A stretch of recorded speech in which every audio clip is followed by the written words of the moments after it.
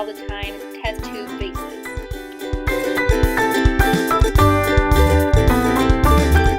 First thing you're going to need is this wooden planter box. Just ignore the fact that my dad already made the holes at the bottom. I just completely forgot to film that step. But the diameters of this wooden planter box is 12 feet in length, about 4 inches in height, and about 2 inches in width. So before drilling those holes, you just want to make sure you mark them evenly spaced in between each hole. To do so, you just have to figure out how far you want them to be from one another, and once you have those measurements, all you're going to do is just trace the size of the test tube to exactly where you want them to be inserted. Alright, so even though I didn't film this part, I did take photos of it, and this is a 1-inch hole saw bit. And this was what was used to make the holes in the wooden planter box.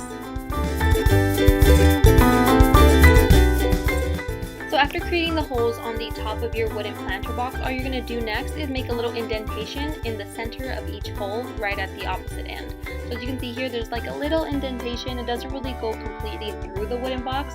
It's just for the test tubes to sit on top of without kind of lobbying to the one side or the other.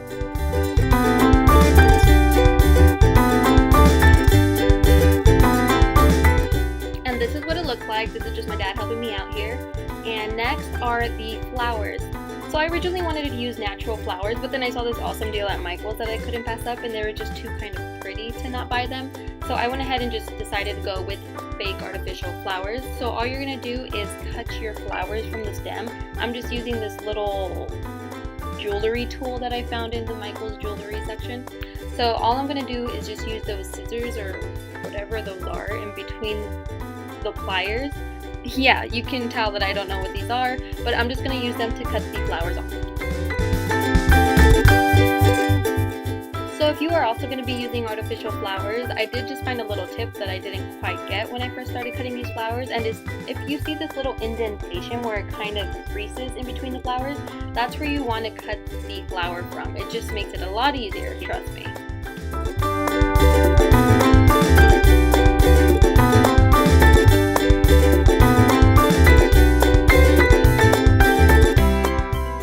Now that all the flowers are cut, now we're just going to put it together.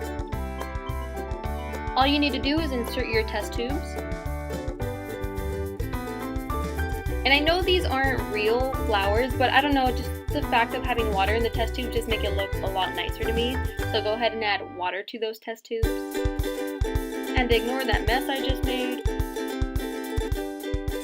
And lastly, just add your flowers.